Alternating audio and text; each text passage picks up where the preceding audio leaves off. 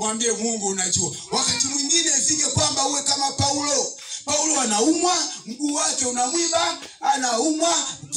Paulo alikuwa anaumwa, tumbo linamsumbua, lakini akaenda mbele za Mungu. Mungu akamwambia tulia. Neema yangu inakutosha. Ujue katika maisha haya kuna vitu vingine ukiona kwamba labda hujapata, Mungu ana kusudi zuri. Usione kwamba bwana nichelewa kuoa, mbona we just cool down. Uwe kama Ana. Yani relax, be comfortable. Tembea ujidai. Uende ukaangalia na kujio, ujicheki na pua. Unasema hakuna mtoto mzuri kama mimi. Yani relax. Unashindwa na wewe unaona kama relax. Unaiweka hata ule wimbo na relax. Bwana ataninyanga na relax. Kwa wakati mwingine jipe mwenyewe, usijitafutie maumivu.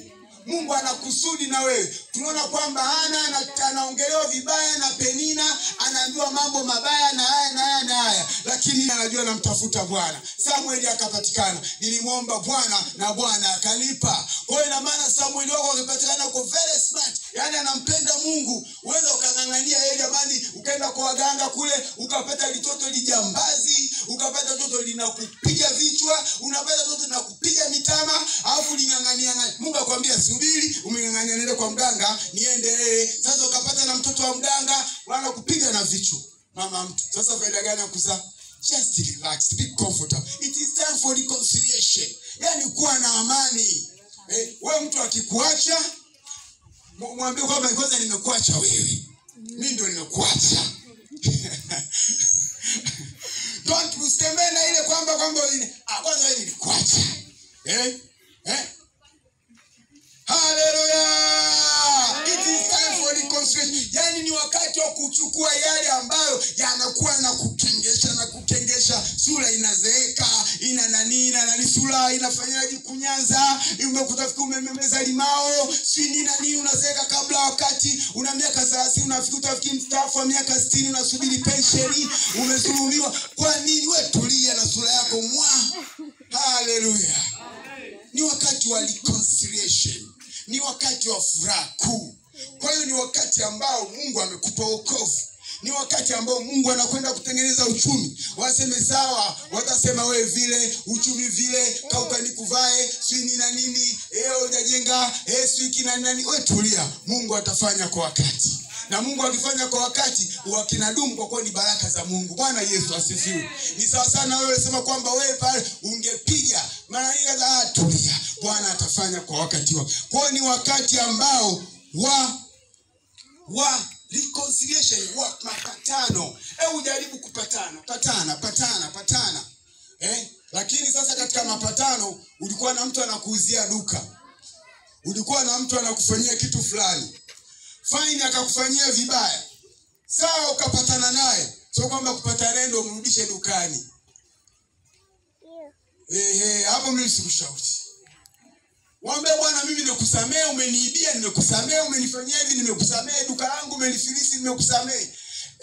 Kuna mwingine alikuwa amekaribishwa ndani, akatembea na mke walimkaribisha, sawa nimekusamea. Akatembea na binti yule alikaribishwa kwenye ile nyumba, sawa nimekusamea. Lakini ndio sasa utarudi tena kukaa tena. Marake nimekusamea, sikupeleki polisi wala mahakamani, wala sina neno baya juu yako. Wewe ulikuwa unaniuzia duka, umeniibia mpaka duka limebaki fresh. Nimekusamea, lakini kurudi kuuza hapana. Bwana Yesu asifiwe, ili uendelee kuwa na amani. Bwana Yesu apewe sifa. Kwa it's the time for reconciliation. Tutapatana vizuri, lakini kwenye yale mambo mengine usiseme kwamba hebu rudi tena uuze. Utalila masumanda, Wasukuma wanasema. Kwa ni wakati wa peace with God. Ni amani na Mungu, peace with God. Kwa tayari sasa tulikuwa tumejitenga na Mungu. Tulikuwa tumejitoa kufanya ushirika na Mungu. Lakini alipokuja Yesu akaja kuleta amani na Mungu, akaja kuleta upatanishi, akaenda kwa amani na Mungu. Kwa hiyo ni wakati ambao wa amani na Mungu. Tuna amani, tuna upatanisho, ni Mungu wetu, ni baba yetu. Ni wakati ambao amani ya Mungu iko ndani yetu. Ni wakati ambao amani na wengine, ina maana the peace of God. Alafu kitu cha tatu, peace with others, amani na wengine. Wakati mwingine mimi nina amani na wewe, sina lengo la kufanyia ovu lolote. Wakati mwingine mtu anakutana anapita na kuangalia. Mtu anapita na kuangalia tu. Wewe umefanya hivi, anakuangalia tu. Lakini wewe una amani naye. Kwa sababu kuwa na amani na mtu, una kusudi lolote baya la kumfanyia juu yake. Una kusudi baya lolote la kumfanyia juu ya watoto wake. Kuna mwingine labda alienda akatembea na mke wa mtu.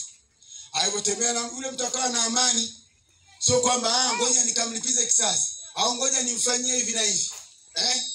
Ana kusudi lolote, nia ovu yoyote ya kumuumiza wala kufanya. Ndio ile amani na wengine. Wakati mwingine mtu anaweza kwamba salamu, akapiga paka na goti, mwana sana, lakini ana amani na wewe. Ile tu ya juu tu kwamba, lakini ana amani na anawaza mawazo mabaya juu yako. Anafanya mpango mbaya juu yako. Lakini we mtu wa Mungu, uwe na amani na wengine. Ina maana usiwe na ile roho ya kisasi. Haleluya. Bwana Yesu apewe sifa. Tusimame. Time.